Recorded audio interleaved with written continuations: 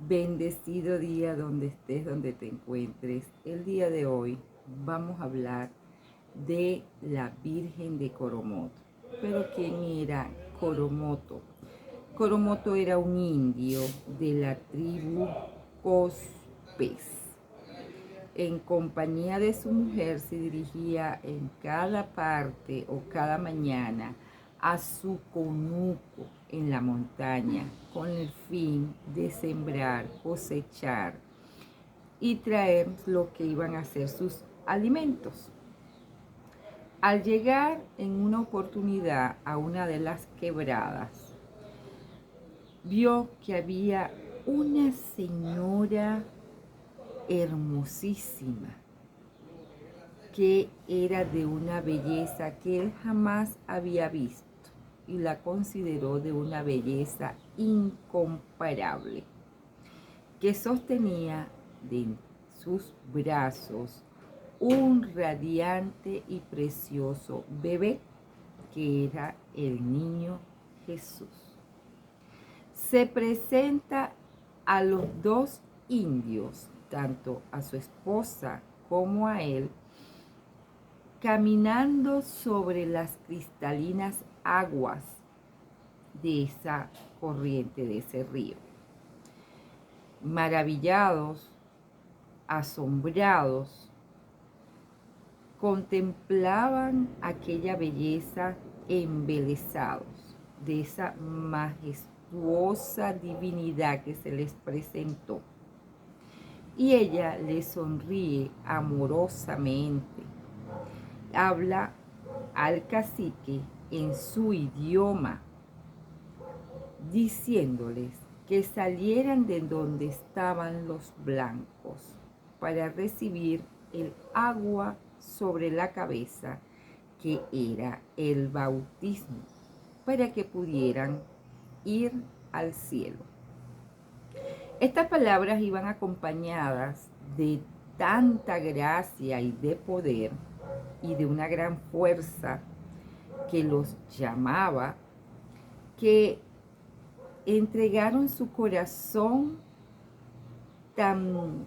de una manera especial y se dispusieron a cumplir los deseos que se les estaban solicitando.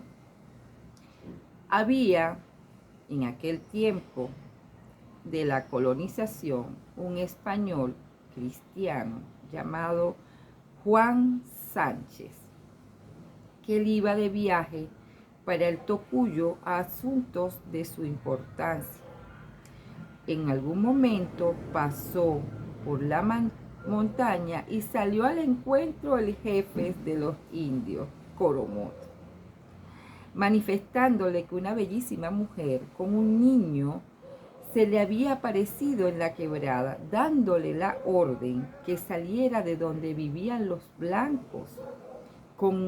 Y a este agregó que tanto él como su tribu estaban resueltos a complacer tal petición. Juan Sánchez, muy contento con el relato del indio, le dijo que iba de viaje hacia el Tocuyo y que a los 8 días estaría de vuelta y que se pusieran de acuerdo porque cuando él regresara iban a viajar con él. Cumplido el tiempo señalado, toda la tribu se marchó con Juan, siguiendo sus indicaciones.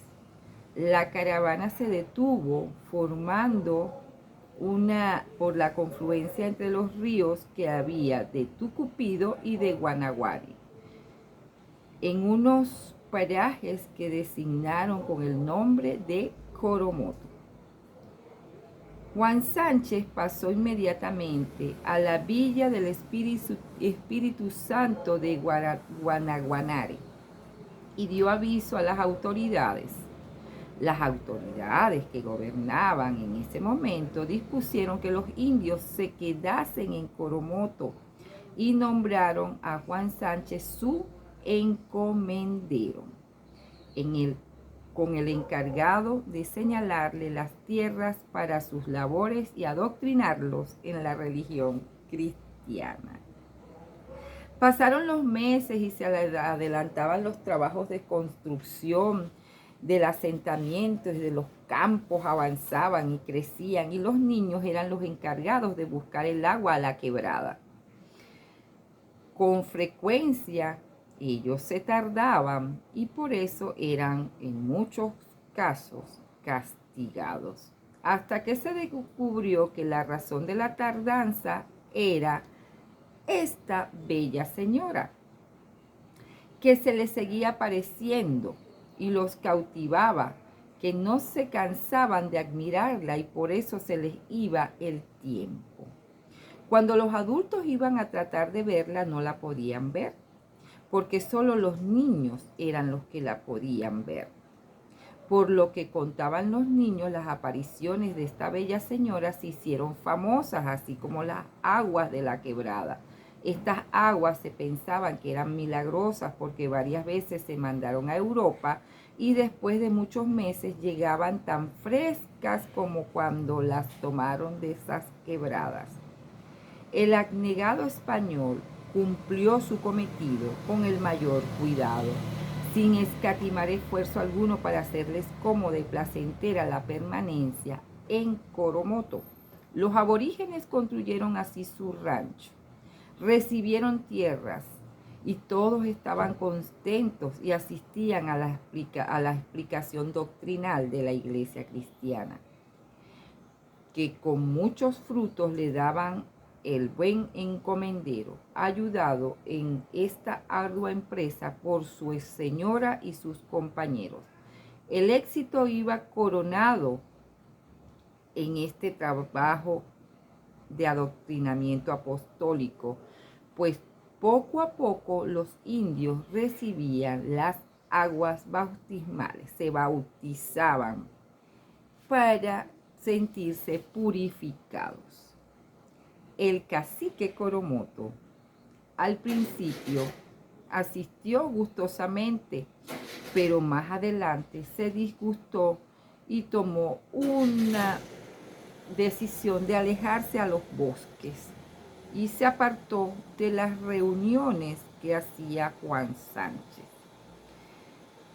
Por la tarde de un sábado 8 de septiembre de 1652, Juan Sánchez dispuso reunir a los indios que trabajaban en Soropo para que se reunieran con sus compañeros y asistieran a los actos religiosos. El cacique se negó rotundamente a esta invitación y mientras sus compañeros honraban con humildes presentes a la excelsa reina de los cielos, él con gran enojo y rabia salió corriendo hacia otro lado. El bohío del cacique Coromoto tenía una sola pequeña puerta de entrada donde al anochecer de ese mismo día sábado se hallaba la cacica, su hermana Isabel y un hijo de 12 años de edad. Habían llegado de Soropo esa misma tarde con el objeto de ver a su madre, pues de ordinario se quedaba con la esposa de Juan Sánchez, ayudándola con sus múltiples ocupaciones. Cuando menos lo esperaban las dos indias, llegó el cacique a Coromoto triste y maltrecho. Las mujeres atribuyeron el descontento que en él notaban y el exceso de ira, y ninguna se atrevió a decirle nada. Mantuvieron un gran silencio. En ese estado de melancolía y tristeza que estaba el indio, de golpe se le presentó una extraña manifestación de cariño y de amor hacia la Madre de Dios. Y entonces este hijo de Adán bajó a la choza del cacique en medio de invisibles legiones de ángeles que formaban su cortejo, y había transcurrido tan solo algunos instantes desde la llegada del cacique cuando de modo visible la Virgen se le presentó en el bohío al cacique. De todo su ser se desprendían rayos de luz que bañaban el estrecho recinto de la choza y eran tan potentes que, según aclaró la misma India Isabel, eran como los del sol cuando está en el mediodía. Bajo la influencia de estos inesperados resplandores que cambió las tinieblas de la noche, el cacique al instante reconoció que era la misma mujer hermosa que meses atrás había contemplado en las aguas del corriente del río de la montaña, cuyo recuerdo jamás había podido borrar de su memoria. Distintas a las del cacique eran las emociones de las dos indias y del niño, que rebosando de satisfacción y contento se deleitaban al contemplar. El cacique pensaría probablemente que la gran señora venía para reprocharle su mal proceder e impedirle la fuga. Pasaron unos segundos, el cacique rompió el silencio y se dirigió a la señora, pero con un gran enojo. ¿Hasta cuándo me persigues? Bien tú puedes volver, que yo no he de hacer lo que me mandes. Por ti dejé mis conucos y he venido aquí a pasar trabajo. Estas palabras irrespetuosas mortificaron en gran manera a la mujer del cacique. No hables así de esa bella mujer, no tengas mal corazón. El cacique, montado en cólera y encendido en rabia, no pudo soportar más tiempo la presencia de esta divina señora, que permanecía en el umbral dirigiéndole mirada tan tierna y cariñosa que era capaz de rendir el corazón más empedernido. Desesperado, da un salto y coge el arco de la pared y saca una flecha con la torcida intención de amenazar con ella a la gran señora, llegando con locura a decir: con matarte me dejas. En este preciso instante la reina entró en la choza sonriente y serena, se adelantó y se acercó al cacique, el cual, al respecto de tanta majestad, o porque virgen lo estrechara de modo que no pudo escapar ni un tiro, rindió las armas y las arrojó al suelo. Con todo se lanza sobre la soberana señora para cogerla con las manos y echarla para afuera, y extendiendo sus brazos entiende rápidamente que la celestial visión desaparece repentinamente en las tinieblas. Las dos indias y el niño sintieron la amarga pena por la pésima conducta del cacique y por la desaparición de aquella bella mujer. El cacique, fuera de sí y mudo de terror, permaneció largo rato inmóvil, con los brazos extendidos y entrelazados en la misma posición en que quedaron cuando hizo el rápido ademán para agarrar a la Virgen. La india Isabel, sin entender lo que acababa de suceder, dijo a su cuñado: ¿sabes lo que ha sucedido? Tembloroso el indio contestó: aquí la tengo cogida. Las dos mujeres, profundamente impresionadas y conmovidas, añadieron: muéstrala para verla. El cacique se acercó, alargó la mano, las abrió. Las cuatro imágenes reconocieron ser aquella una imagen y creyeron que era la de la bella mujer. Al abrir el cacique la mano, la diminuta imagen despide rayos luminosos que producen gran resplandor y que creen los indios que es el fuego natural que la gran señora lanza contra ellos. Sudor frío fluye del cuerpo del indio con el mismo enojo y rabia que antes, y envuelve la milagrosa imagen en una hoja y la esconde en la paja del techo de su casa y le dice: ahí te he de quemar para que me dejes. El indiecito, que interiormente desaprobaba la torpe conducta de su tío, estaba muy desesperado por todo lo ocurrido con la bella señora. La había visto en la quebrada y en la choza, y su corazón de cristiano le decía que el trato a la señora no había sido bueno. Cuidadosamente se escondió y buscó dónde estaba la sagrada imagen y resolvió dar aviso a Juan Sánchez de lo sucedido. El recuerdo de la Virgen bendita no se apartaba ni por un instante de su espíritu. Lo que le había visto le dejó impresión tan honda que no le fue posible entregarse al sueño. A eso de la medianoche salió de la choza y se fue para Soropo.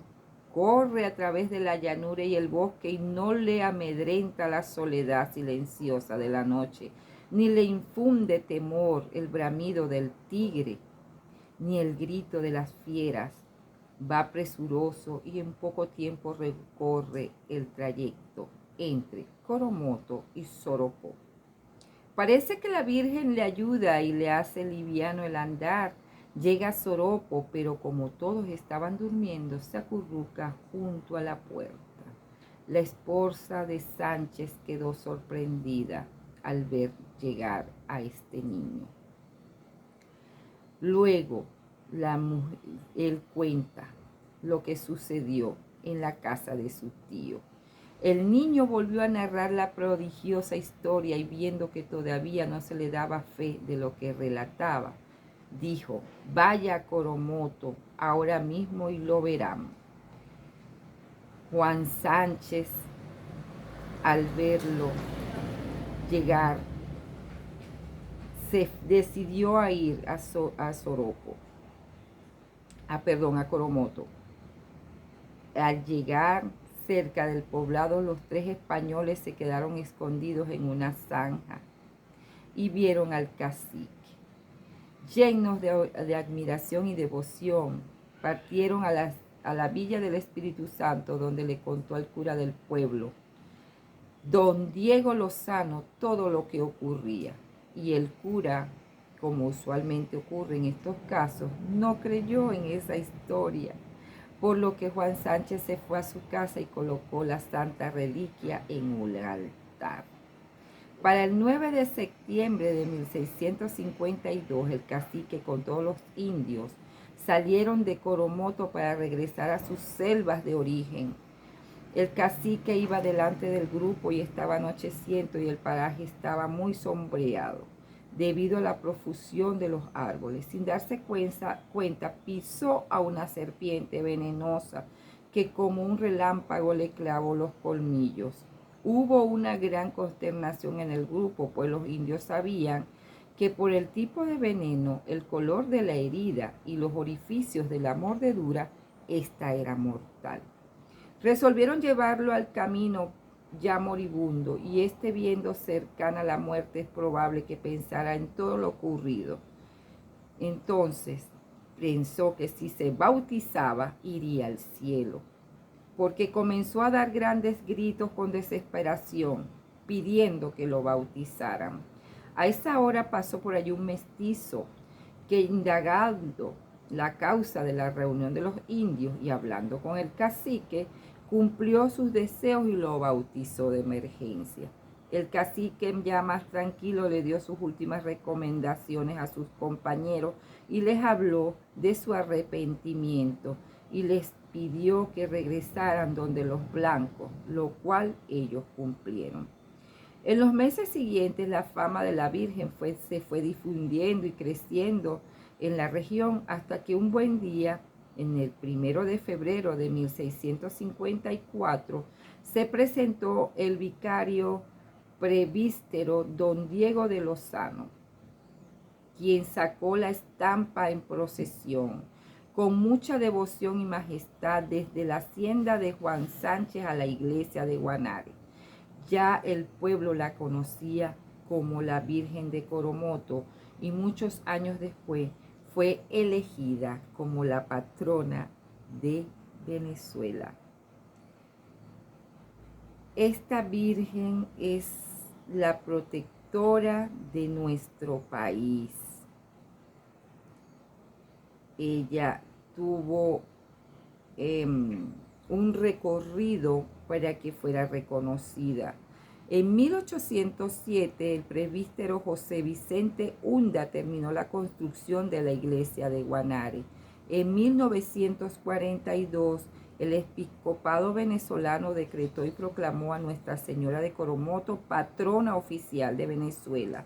En 1944, el mismo Pío XII confirmó, constituyó y declaró a la Santísima Virgen de Coromoto celeste y principal patrona de Venezuela. El 14 de mayo de 1949, la iglesia de Guanare fue elevada a Basílica Menor por su santidad Pío XII. En ella se custodiaba la reliquia dejada por la Virgen en la mano del indio Coromoto. A los 300 años de su aparición, el 11 de septiembre de 1952, fue coronada su sagrada imagen por el cardenal Manuel Arteaga Betancourt. En 1976, bajo el patrocinio de la Congregación de las Siervas del Santísimo, la Guadalupe, el Monseñor Alfonso, Monseñor Ángel Polacini y otras personalidades constituyeron la Asociación Civil Venezuela a la Virgen de Coromoto para la edificación del templo, votivo nacional a la Virgen, en el sitio exacto de la última aparición de la cual se tiene registro. Allí se trasladó la reliquia de la Virgen y se colocó en un lugar especial para la veneración de sus fieles. En enero de 1996 fue elevado a categoría de santuario por su excelencia Monseñor Oriano Quilishi, nuncio apostólico en Venezuela. En febrero del mismo año fue inaugurado por su santidad Juan Pablo II en su visita a nuestro país. Ese santuario, su santidad Benedicto XVI, lo elevó a Basílica Menor en el año 2007. También tenemos por acá que en esa historia tan bella de la Virgen, tenemos que agregar también que su figura representa la aceptación de la fe cristiana por parte de los pueblos indígenas y la unión entre la cultura indígena y la fe católica, que realmente es muy grande en todo nuestro país, en especial a todos los venezolanos de fe, y les hacen sus peticiones honradamente, que es muy importante destacarla. Aquí le vamos a decir una. Oh Virgen de Coromoto, patrona y madre de Venezuela, acudimos a ti con el corazón humilde y confiado para pedirte que cubras con tu manto protector a nuestra hermosa nación. Intercede ante tu Hijo Jesucristo para que nos conceda paz, justicia, dignidad y reconciliación, y sane las heridas de nuestro pueblo. Guía a todos los venezolanos donde nos encontremos, tanto lejos como cercanos, a caminar unidos en dignidad, solidaridad y esperanza, renovando nuestra fe en los momentos de prueba. Sé consuelo del que sufre y amparo del que clama ayuda. Madre Santísima, no apartes tu mirada de nosotros. Amén. Y les voy a agregar para una oración personal de lo que tú le quieras solicitar. Oh Virgen de Coromoto, en tus manos deposito esta súplica, y usted lo pide adentro. Bendícela y preséntala al corazón de Jesús. Madre de misericordia, intercede por mí, ruega por mí, llévame al corazón de Jesús y bendícenos cubriéndonos con tu manto sagrado. Ruega por nosotros, Santa Madre de Dios. Amén.